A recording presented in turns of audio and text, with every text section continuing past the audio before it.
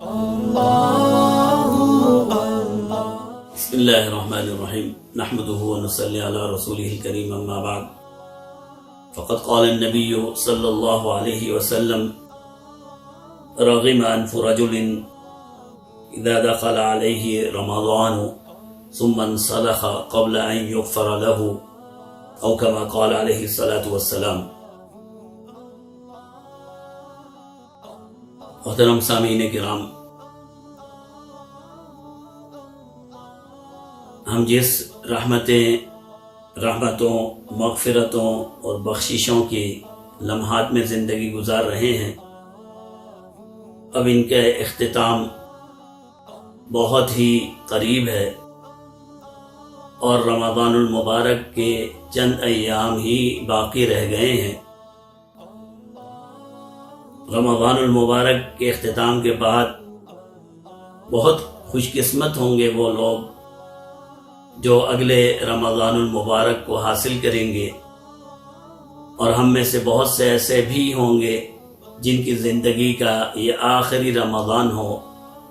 اور اس کے بعد پھر ان کی زندگی میں یہ بہاریں، یہ رحمتیں، یہ مغفرتیں، یہ بخششوں والا یہ زمانہ نہ آئے اور ان کی موت اس سے پہلے آ جائے۔ یہ اللہ رب العزت کا خاص احسان اور انعام تھا کہ اللہ رب العزت نے ہم جیسے گناہ گاروں کو، سیاہ کاروں کو، خطا کاروں کو، ہماری لاکھوں غفلتوں کے اور لاکھوں بے توجہی کے باوجود اللہ رب العزت نے ہم پر احسان کیا۔ اللہ رب الکریم کی رحمتیں ہماری طرف متوجہ ہوئیں۔ رب کریم نے ہم پر یہ احسان کیا کہ ہماری تمام لغزشوں کے باوجود اللہ رب العزت نے یہ ماہ مبارک ہمیں عطا فرمایا۔ ہم اپنی خوش قسمتی پر جتنا بھی ناز کریں، ہم اپنی خوش نصیبی پر جتنا بھی اللہ کا شکر ادا کریں، وہ کم ہے کہ اللہ رب العزت نے یہ مبارک لمحات ہمیں دوبارہ سے عطا فرمائے اور ہم نے ایک مرتبہ پھر رمضان المبارک کی رحمتیں، مغفرتیں، بخششوں والا یہ زمانہ حاصل کیا۔ لیکن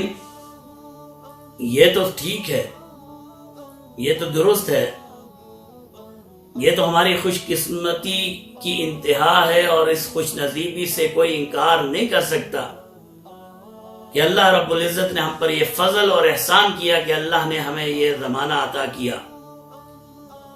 لیکن اس زمانے میں آ جانے کے بعد جو خطرہ ہے وہ خطرہ بہت ہی بڑا اور بہت ہی مہلک ہے۔ اگر کسی نے خدا نخواستہ اللہ معاف فرمائے روزے کی حالت میں بھی گناہ ہوئے ہوں گے، قیام اللیل تراویح میں بھی ہم سے غفلتیں ہوئی ہوں گی، رمضان المبارک کے مبارک لمحات میں بھی ہم سے خطائیں ہوئی ہوں گی، ہم تو خطاؤں کے پتلے ہیں، کون یہ دعویٰ کر سکتا ہے کہ اس سے غلطی نہ ہوئی ہو؟ لیکن خدا نخواستہ میرے منہ میں خاک اگر کسی مسلمان کو اس رمضان المبارک کی رحمتیں، مغفرتیں، بخششیں جو بے پناہ برس رہی ہیں، ابھی بھی برس رہی ہیں، اگر کوئی شخص ان رحمتوں سے، ان مغفرتوں سے، ان بخششوں سے محروم رہ گیا تو یہ وہ شخص ہے جس کی دنیا اور آخرت دونوں تباہ ہو گئی۔ رمضان المبارک میں آنا یہ خوش قسمتی ہے، لیکن رمضان المبارک سے خالی ہاتھ نکلنا یہ وہ شقاوت اور وہ بدبختی ہے جس سے ہمیں پناہ مانگنی چاہیے۔ یہ وہ محرومی ہے، یہ وہ مقام ہے، اللہ معاف فرمائے، اللہ کے غضب اور ناراضگی کا وہ مقام ہے جس سے ہمیں ڈرنا چاہیے، جس سے ہمیں خوف کھانا چاہیے، جس سے بچنے کی ہر ممکن کوشش کرنی چاہیے۔ رمضان المبارک اللہ نے ہمیں عطا فرمایا، اب بھی اس کے چند ایام باقی ہیں، 2 یا 3 دن اب بھی باقی ہیں۔ اگر یہ رمضان المبارک اس حالت میں چلا گیا کہ ہم اپنی بخشش نہ کروا سکے، یہ رمضان المبارک اس حالت میں رخصت ہو گیا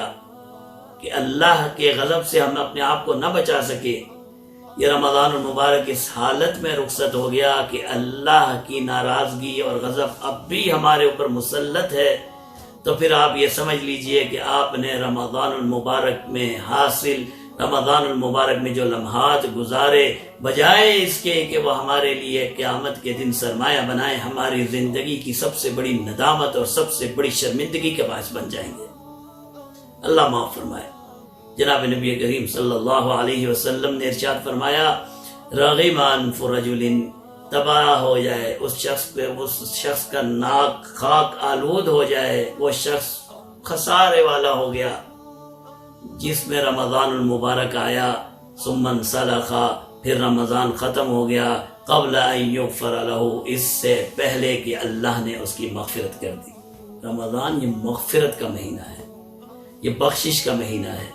یہ گناہوں کی غلاظت اور نجاست سے آزادی کا مہینہ ہے۔ فرمایا وہ شخص تو بیچارہ ناکام ہے جس کے اوپر رمضان المبارک، جسے اللہ نے یہ موقع عطا کیا، اللہ نے عطا کیا، انسان کی کوئی کمال نہیں ہے اس میں، اللہ نے اسے یہ موقع عطا کیا کہ 30 دن 29 دن رحمتوں کے، بہاروں کے، اللہ کی مغفرتوں کے، اللہ کی بخشش کے، لیلۃ القدر کے، جہنم سے آزادی کے، ایسی راتیں اور ایسے دن اسے میسر آئیں اور وہ اپنے رب کو راضی نہ کر سکے، وہ اپنے رب کے سامنے جھک کر معافی نہ مانگ سکے، وہ اپنے رب کو راضی نہ کر سکے، اس کا رب اس سے راضی نہ ہو، تو فرمایا پھر تباہی اور بربادی ہے۔ ایک اور حدیث میں 3 آدمیوں کے بارے میں فرمایا۔ ایک صحابی فرماتے ہیں جناب نبی کریم صلی اللہ علیہ وسلم خطبے کے لیے تشریف لائے،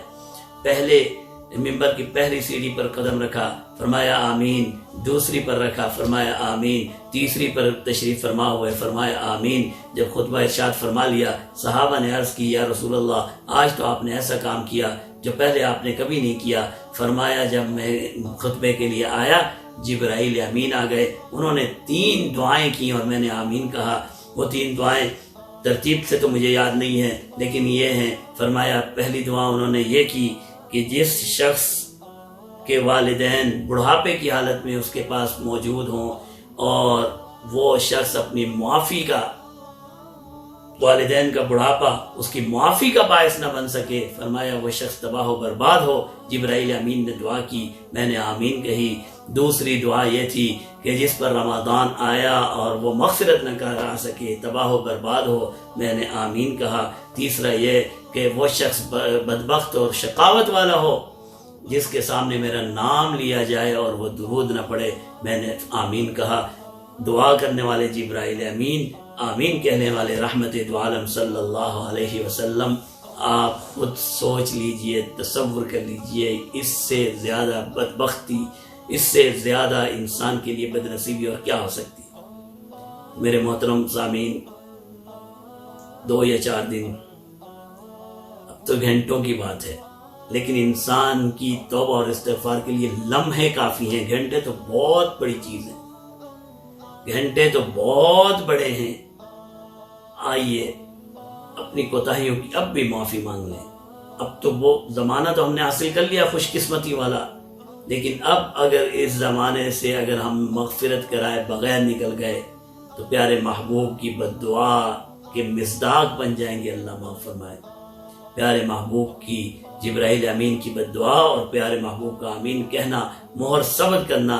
ان دونوں برگزیدہ شخصیات کی بد-دعا سے بچنے کا اب ایک ہی طریقہ ہے کہ رمضان المبارک کے ان چند لمحات کو ہم زندگی کا سرمایہ بنائیں اور کوشش کریں کہ ندامت کے ساتھ، توبہ کے ساتھ، استغفار کے ساتھ اپنی ساری کوتاہیاں جو رمضان سے پہلے تھیں اور جو رمضان میں بھی ہو گئی ہیں،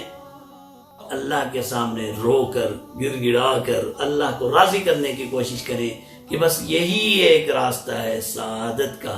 یہی ایک راستہ ہے کامیابی کا، یہی ایک راستہ ہے فلاح کا۔ اس کے علاوہ جتنے بھی راستے ہیں سب میں تباہی ہے، سب میں بربادی ہے، سب میں اللہ کی ناراضگی ہے۔ آئیے ان لمحات کو قیمتی بنا لیں، اپنی زندگی کا سرمایہ بنا لیں، اللہ کے سامنے جھک جائیں۔ جو غلطیاں ہو گئیں وہ غفور الرحیم ذات ہے، وہ معاف کرنے والی ذات ہے. اگر اس کے سامنے توبہ کر لی جائے، ندامت کے آنسو بہا دیے جائیں، تو آپ کی اور میری غلطیاں اور گناہ اتنے بڑے نہیں ہو سکتے کہ میرے رب کی رحمت اور مغفرت سے بڑھ جائیں. آئیے آگے بڑھ کر اپنے رب کو راضی کرنے کے لیے ان گھنٹوں کو تو کم سے کم قیمتی بنانے کی کوشش کریں. دن تو ہم ضائع کر بیٹھے ہیں، ان گھنٹوں کو، یہ جو 72 گھنٹے ہیں، 70 گھنٹے ہیں، نہ جانے کتنے گھنٹے ہیں، ہم انہیں قیمتی بنائیں اور اپنے رب کو راضی کر لیں. اللہ رب العزت سے دعا ہے، اللہ رب العزت ہم سب کو توبہ اور تائب ہونے کی اور رمضان المبارک کو قیمتی بنانے کی توفیق عطا فرمائے. وآخر دعوانا ان الحمد للہ رب العالمین.